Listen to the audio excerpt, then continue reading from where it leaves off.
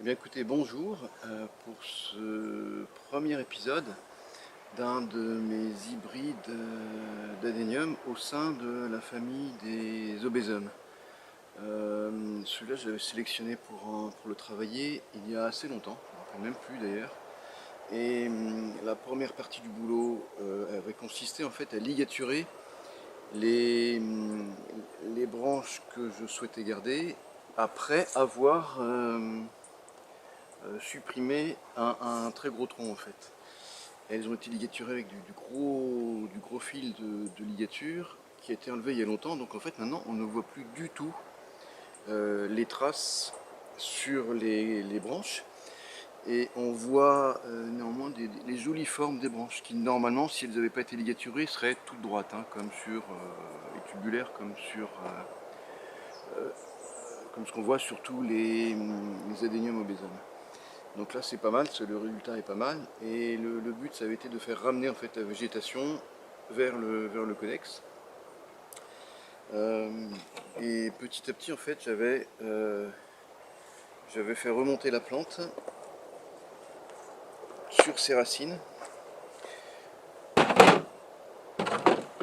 pour mettre en valeur en fait un joli mouvement à la base. Donc là je vais vous montrer en fait.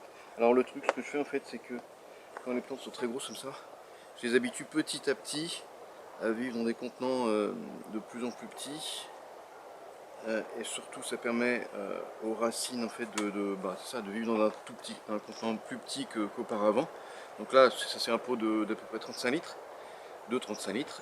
Et j'en ai enlevé à peu près presque, presque un tiers du volume en fait, vous voyez. Là. Et je me sers en fait du rebord comme, comme support pour au début, quand la plante, pour que la plante se tienne en fait sur le bord du pot.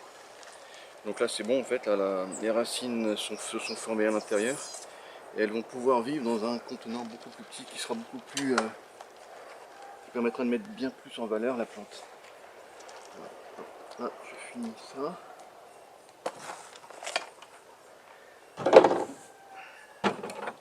Et là vous commencez à voir en fait l'enracinement qui va vraiment mettre en valeur le mouvement du pot. Alors est-ce qu'il tient tout seul? Il tient tout seul en fait. Il n'a plus besoin de support.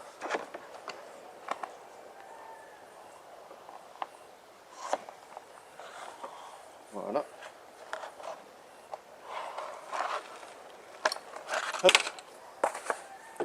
Donc voilà, là c'est un peu plus joli. Oui, donc effectivement il reste un tout petit peu plus des 2 tiers du pot. Donc j'imagine à peu près 20 litres maintenant pour le coup. Et pour le coup, donc dans le prochain pot, on pourra imaginer de faire quelque chose qui contiendra dans les 10 litres, donc qui sera peut-être qui va permettre de mettre encore plus en valeur ce mouvement après avoir séparé un peu. Voilà, là j'ai réglé un petit peu le cadrage. Donc là c'est le bon moment de tailler ce joli spécimen. Alors pourquoi c'est le bon moment? Parce que vous voyez qu'il est très vigoureux. La plante est bourrée d'énergie, elle est bien gonflée, elle est bien turgescente de partout, le feuillage est magnifique. J'aurais presque dû déjà le faire le cycle d'avant. Mais bon, je ne sais pas pourquoi je ne l'ai pas fait. Et on voit que les floraisons sont finies, toutes les fleurs sont tombées et les hampes florales souvent elles restent un petit peu derrière. Et les dernières sont tombées il y a peu de temps. Et de jeunes feuilles sont en train de recommencer.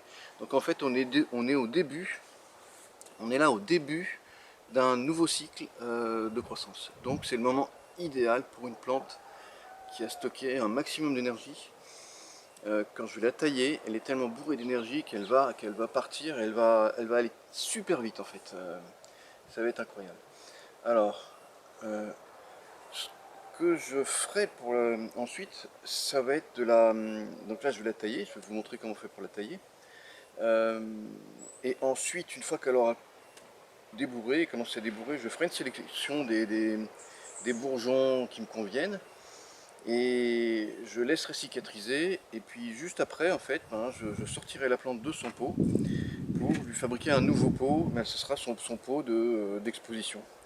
Parce que je pense que très vite elle va être prête à aller à s'adapter à un peu d'exposition pour après peut-être passer rentrer dans des expositions. Mais écoutez, on va y aller. Donc le but là, ça va être de une fois la taille qui sera finie, je ne ligaturerai pas, mais je vais aubaner un petit peu pour compacter, pour ramener en fait encore plus la végétation pour le cycle d'après, encore plus proche du point focal, qui est le point focal en fait, c'est tout ça. Et là, vous voyez qu'en fait les 6 floraisons il y a en fait, elles sont complètement hors point focal. Donc là, le but, ça va être de ramener les floraisons au même niveau que le point focal. Donc c'est assez simple en fait. Donc, en pratique, j'ai cette branche qui en fait a la branche principale qui va être aubanée comme ça, très bas. Et vous voyez qu'elle est déjà pratiquement en position en fait. Alors j'ai cette branche qui m'embête un petit peu, qui est qui est extrêmement droite, pour être dominante, et je pense que soit je la supprimerai, je pense qu'à terme elle sera supprimée pour partir sur seulement ces deux petites branches qui elles seront ramifiées. Là, hop. Alors c'est plus difficile quand je le fais face à vous que face à moi, un peu plus de mal à voir. Voilà. Là ça ce sera ici comme ça, vous voyez. Donc du coup je vais le faire devant moi. Celle-là elle sera assez basse. Et alors toujours, toujours la même idée, c'est je coupe juste derrière les deux bourgeons que j'ai sélectionnés. Voilà. Ça serait le tiré bas. Et là, alors ça c'est très simple. Hop.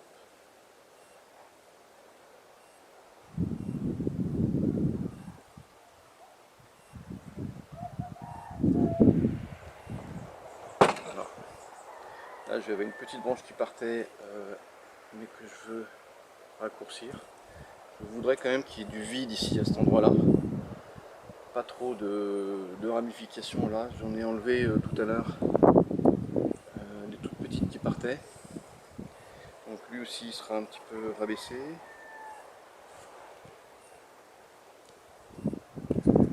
Voilà, là il sera comme ça.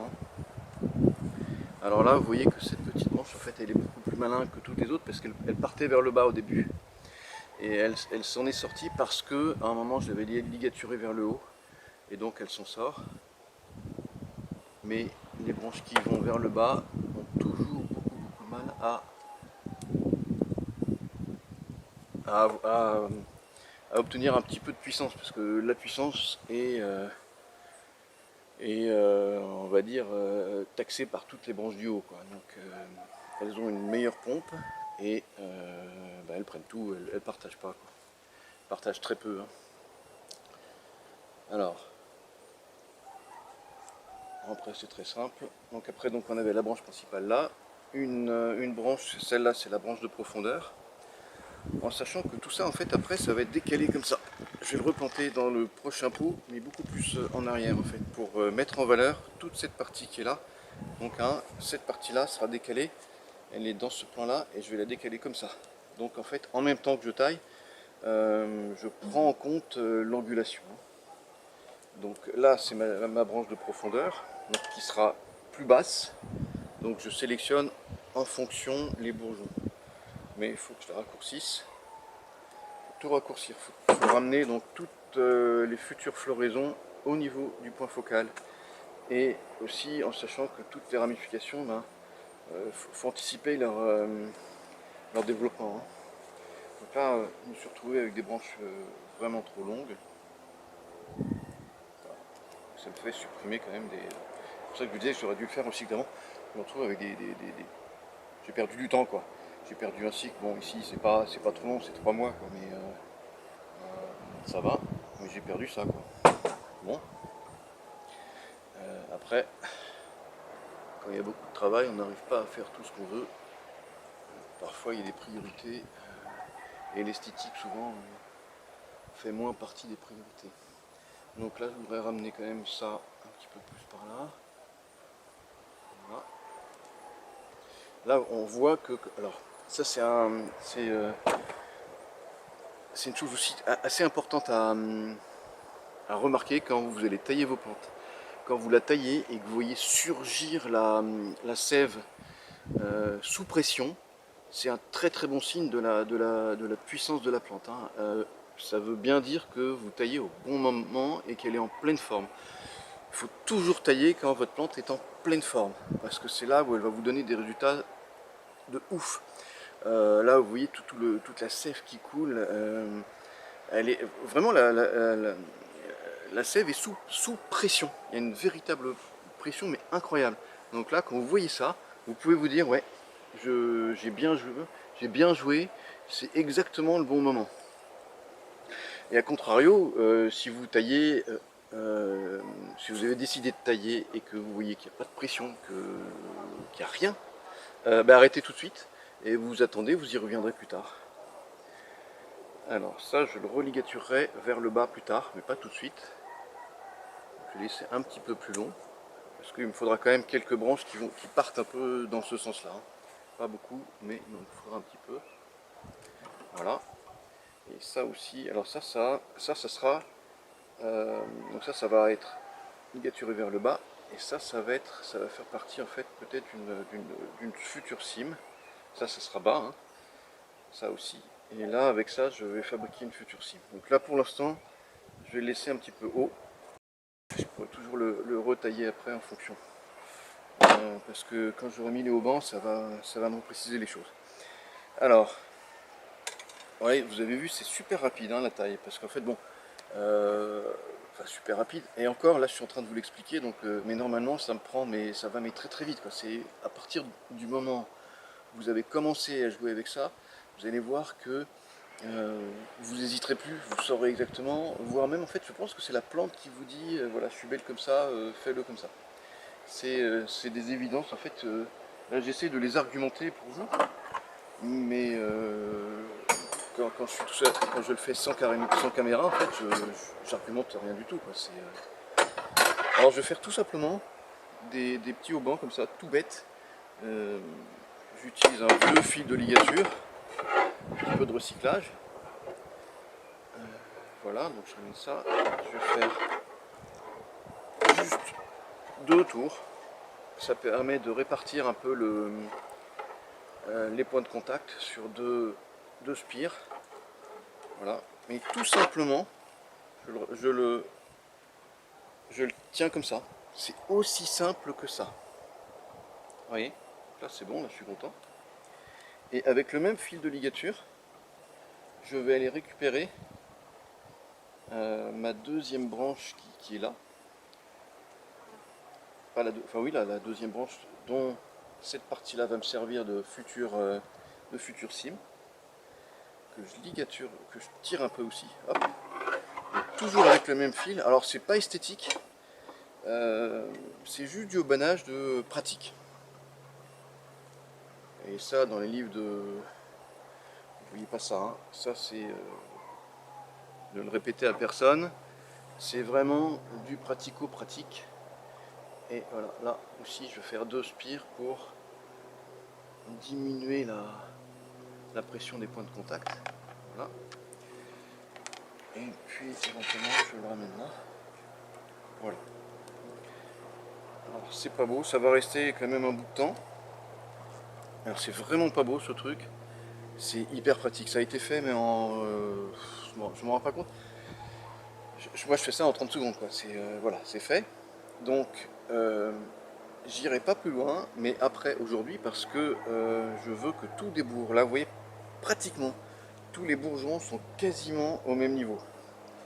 Donc ils auront quasiment tous la même puissance, à part la fameuse petite branche qui est en bas, qui elle a de toute façon moins de pression que les autres. Mais elle en a quand même là. Hein. À la taille, ça se voit qu'elle en a quand même. Alors, et ça se voit qu'elle en a un peu moins que toutes les autres. Hein. Voilà, donc ça sera la branche de profondeur. Celle-là, en fait, peut-être qu'à un moment, je vais la supprimer, parce que de toute façon, elle partait vers le bas. Peut-être qu'elle a aucun intérêt esthétique. J'ai toujours espéré pouvoir la rabaisser un petit peu et d'avoir quelque chose un petit peu par là, comme ça. Hein, vous voyez, d'avoir un petit rappel comme ça.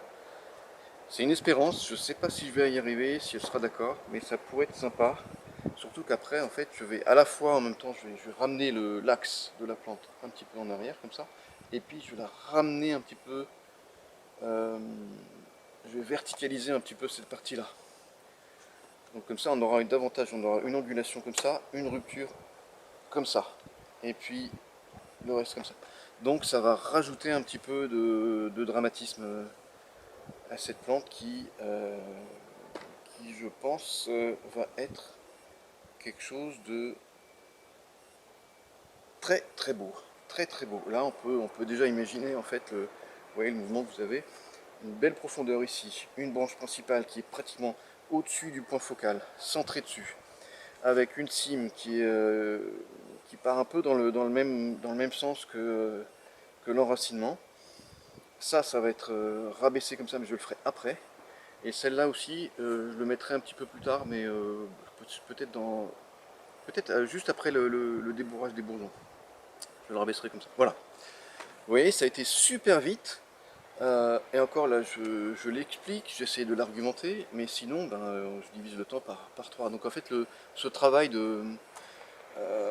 pour révéler la beauté des plantes, c'est très simple. À un moment, on n'a même pas besoin d'y réfléchir. C'est vraiment quelque chose de... La plante vous le dit en fait, ça devient évident.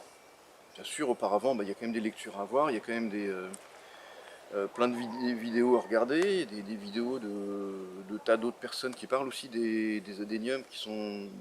J'ai vu de très très belles vidéos, donc regardez-les. On me demande souvent, et puis lisez aussi tous les bouquins qui traitent de l'art du bonsaï et toutes les vidéos qui traitent de l'art du bonsaï. On me demande souvent qu'est-ce que je mets lorsque je fais une taille. Vous voyez que là j'ai taillé, la sève tombe, etc. Qu'est-ce que je mets dessus? Est-ce que je mets du mastic? Est-ce que je mets des poudres? Qu'est-ce que je mets? Ben je mets rien. Je mets rien. Maintenant, je mets rien parce que je suis dans un endroit très sec, en Martinique, donc dans une zone tropicale, avec un très très bel ensoleillement. C'est un endroit où il fait souvent beaucoup plus beau que tout le reste de la Martinique. Donc en fait, l'idéal finalement pour ça, c'est le soleil. Et du soleil sur les sections de coupe, on ne peut pas faire mieux, c'est désinfectant, enfin on ne peut pas mieux faire que le soleil. Alors maintenant j'ai la chance d'en avoir, et c'est un conseil que je donne à tous ceux qui ont la chance d'avoir beaucoup de soleil. Maintenant tous ceux qui n'ont pas ce cas-là, qui ne sont pas dans ce cas-là, suivez les conseils de personnes qui sont dans vos zones et qui vous conseillent de mettre de la cannelle. La cannelle c'est super top, ça marche très très bien. De mettre de la bétadine, ça marche très très bien. Moi j'ai pas besoin. Donc voilà, merci ce bel astre là, merci au soleil, merci à lui parce que c'est lui qui fait vivre ces plantes. Hein. Sans soleil, les plantes ne vivraient pas parce qu'elles sont autotrophes. Ben merci à elles de savoir vivre de l'énergie du soleil. Elles n'ont pas besoin de manger quoi que ce soit. Et leur apport principal pour leur construction, c'est le soleil, c'est pas la nourriture.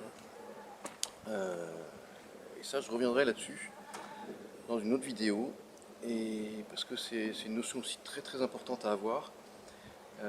C'est pas l'engrais. L'engrais est important, mais l'engrais n'est pas une nourriture. L'engrais ne sont que des éléments minéraux dont elle a besoin pour sa croissance, mais ce n'est pas une nourriture. Mais je reviendrai plus là-dessus, mais n'oubliez jamais que le truc le plus important, c'est le soleil pour les plantes. Donc voilà, placez-les en fonction. C'est une plante qui aime le soleil. Voilà, grossièrement, après elle sera plantée à peu près comme ça et comme ça. Vous voyez, et ça va redonner quelque chose de très très beau. Mais je referai une autre vidéo, je pense, juste après le débourrage. Et puis encore une vidéo au moment où j'aurai fabriqué un pot. Voilà, je pense que lui, ça va être une bête de concours. Je sais pas pourquoi, j'ai un coup de cœur pour celui-là. Et depuis longtemps, parce que ça fait un sacré bout de temps que je patiente et que j'attends qu'il soit plus plus. Mais écoutez, merci beaucoup si vous êtes arrivé jusque-là. N'oubliez pas de, s'il vous plaît, parce que ça m'est utile, de me mettre un petit pouce si vous avez apprécié, d'appuyer sur la sonnette parce que ça me fait monter dans l'algorithme de YouTube. Euh, N'hésitez pas à mettre des commentaires parce que pareil, ça me donnera des idées de questions que vous pouvez vous poser. Et surtout, si vous avez appris une chose ou deux choses, ou si vous avez appris quelque chose, n'hésitez pas à être sympa avec moi pour me faire monter dans l'algorithme. Je vous dis à bientôt, à la prochaine vidéo, peut-être avec un autre spécimen pour apprendre de nouvelles choses. Je vous remercie, à très bientôt, au revoir.